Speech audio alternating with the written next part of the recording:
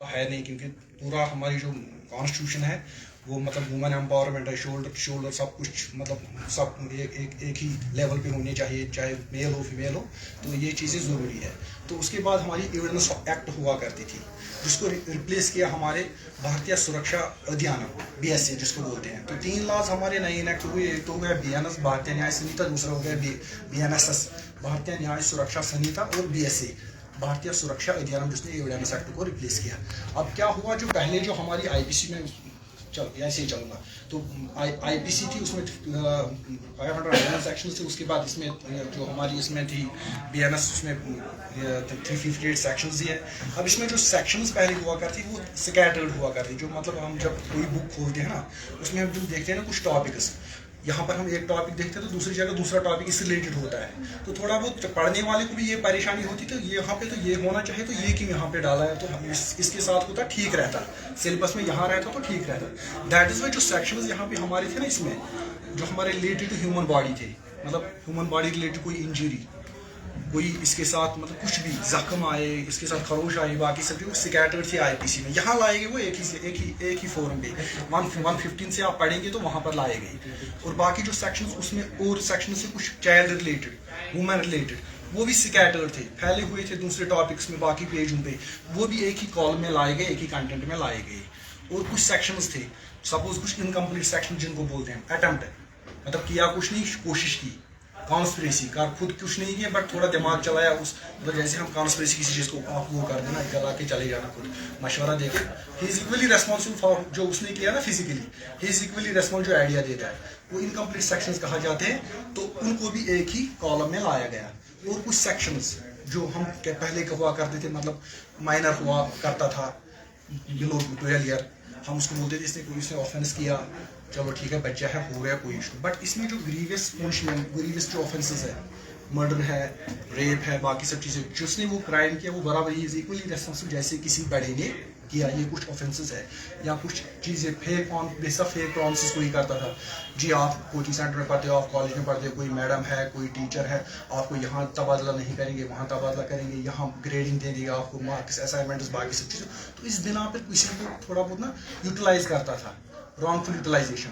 मतलब इसमें मतलब 10 चीज़ें आती है, मैं फेक प्रॉमिस में शादी करूंगा, फेक प्रॉमिस में आपको प्रमोट करूंगा, फेक प्रॉमिस में आपको जॉब दे दूंगा, फेक प्रॉमिस में आपको नंबर अच्छे रखूंगा, फिर उस पर ऑफेंसेस कुछ होते थे, मतलब वो इन्वोक किए गए रेप सेक्शंस में।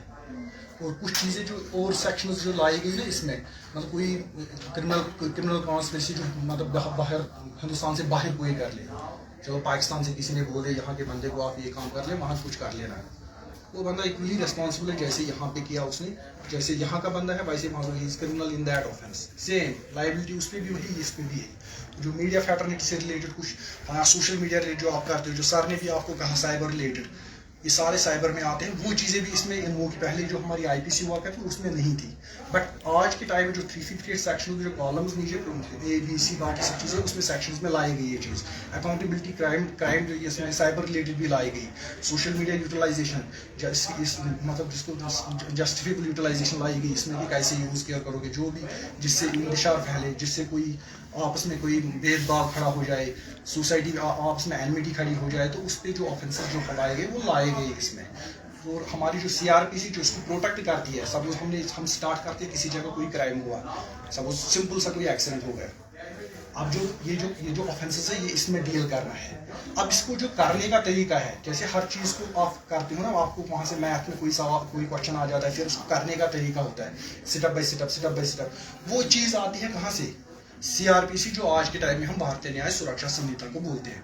पर यहाँ पे हम एक्सीडेंट होगा, यहाँ पे उसको करने का तरीका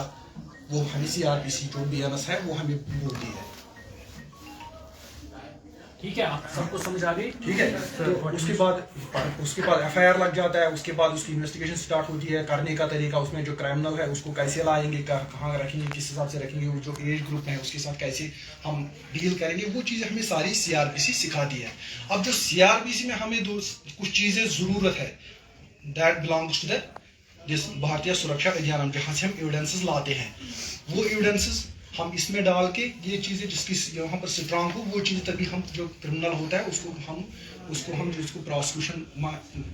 प्रोसिक्यूशन हो सकती है, उसके खिलाफ कार्रवाई हो सकती है जब यहाँ पर हमने जो एविडेंस जमा किए हों वो ठीक हो।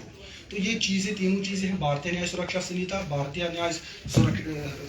सुरक्षा अभियान एंड भारतीय न्याय संहिता, ये तीनों चीज़ें हमें इम्पोर्टेंट, इन चीज़ों का हमें पता होना चाहिए।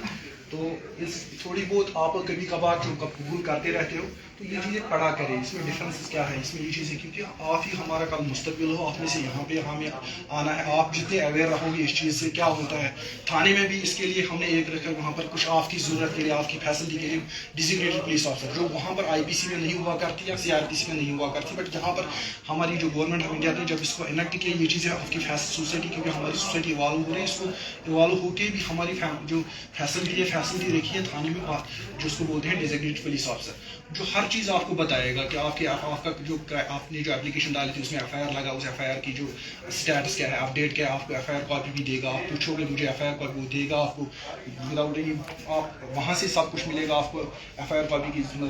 जीरोक्स कॉपी, सब जो भी आप चाहेंगे, स्टेटस उसका, बाकी सब चीज़ें आप उसे आगे मिल सकते हो, हमारे केस का स्टेटस क्या है, क्या हुआ, क्या चीज़, वो आपको फैमिलराइज कर लेगा। तो बाकी जो जूनाइल ऑफिसर भी एक होता है वो भी आपको इस चीज़ से फैमिलराइज कर लेगा। तो मजीद अगर कभी भी कुछ चीज़ हो आपको इस बारे में जानने वानने की, आप कॉल कर सकते हो, आप हमारे थाने आ सकते हो, पुलिस स्टेशन आपका है या आपके एसेट्स है, हम यहाँ पे आते हैं, मतलब हम अनंतनाग से, श्रीनगर से हम यहाँ पे आते हैं आपके हेल्प के लिए, आपकी सर्विस के लिए। ये चीज़ें आपके एसेट्स हैं, जैसे ये एकेडमी है, यहाँ पर एसेट है, यहाँ से कितने निकले हैं पढ़ाई करके तो दोबारा दूसरे भी आ जाएंगे, इसी तरह वो भी एसेट आपका है। पुलिस स्टेशन आपकी फैसिलिटी के लिए, आपकी हेल्प के लिए, आपके राइट्स की प्रोटेक्शन के लिए, कभी भी कुछ हो आप हमारे लायक, आप मुझे कॉल कर लें, हमारे DSP साहब को कॉल कर लें, हम आपकी हेल्प के लिए कभी भी कुछ हो बताएं प्लीज़। Thank you.